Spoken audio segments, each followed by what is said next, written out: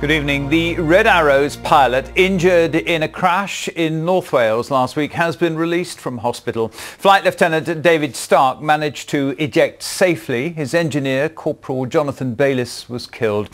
Today, for the first time since the accident, the jets returned to their base at RAF Scampton. Our reporter Joe Makel is at Scampton at the moment. What has been happening there today then, Joe? Well, Peter, we've watched two jets from the Red Arrows arrive back at Scampton. This was the journey they should have made, a routine journey last week. But as we know, shortly after takeoff from RAF Valley, one of the Red Arrows did crash. And as you say, Corporal Bayliss was sadly killed in that crash. Now, his death was a shock to the team here, and there's still a sense of sadness here at Scampton, but the fact that the Red Arrows are back in the air and back training is a step forward in their recovery from this tragedy.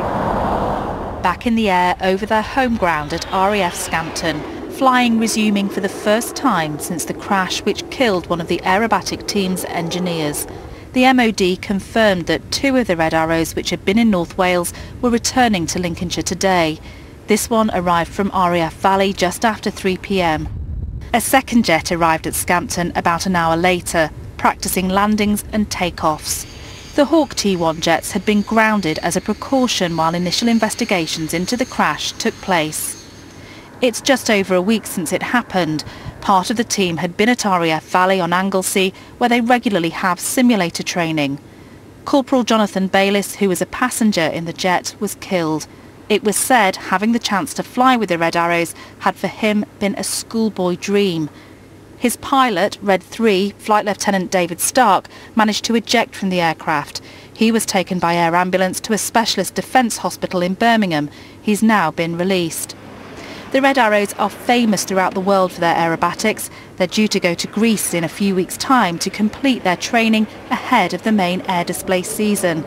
Meanwhile, flowers continue to be left at the gates of RAF Scampton, tributes to Corporal Bayliss and messages of sympathy.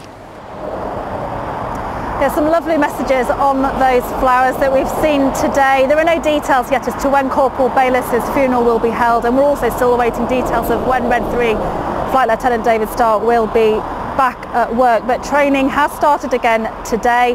After the Easter break they'll continue that and they will head to Greece, we understand, as normal. There are lots of exciting events for the Red Arrows as we celebrate RAF 100, but of course thoughts here still with Corporal Bayliss's family.